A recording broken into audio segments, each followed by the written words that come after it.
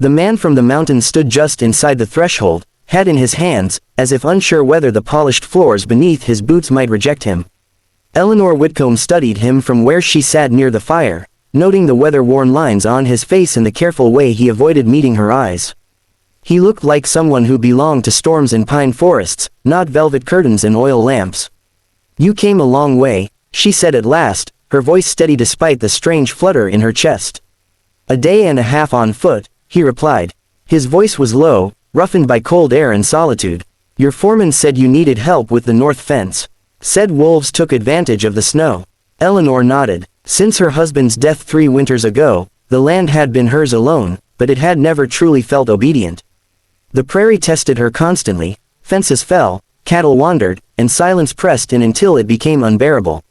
Hiring men was necessary, yet this one felt different. He worked without complaint the next morning, his movements sure and efficient, as though the land itself recognized him.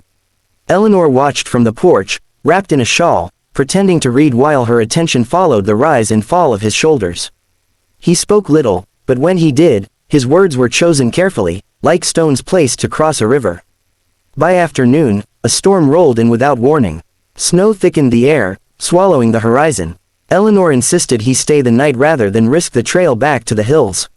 He hesitated, then agreed, as if refusing her would have been a greater danger than the storm.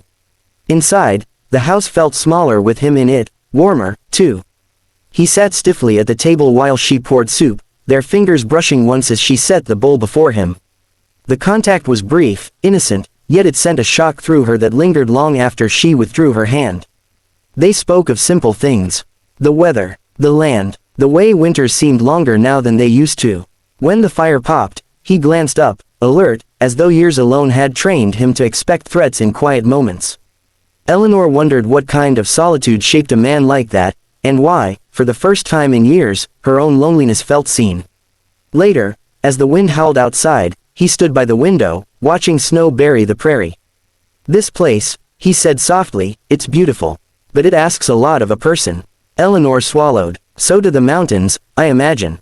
He smiled faintly at that, the expression transforming his face. "They do, but they give something back."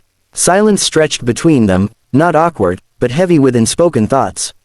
Eleanor felt it then. Not desire, not yet, but a closeness that startled her. As if 2 lives, long accustomed to isolation, had briefly leaned toward one another for warmth.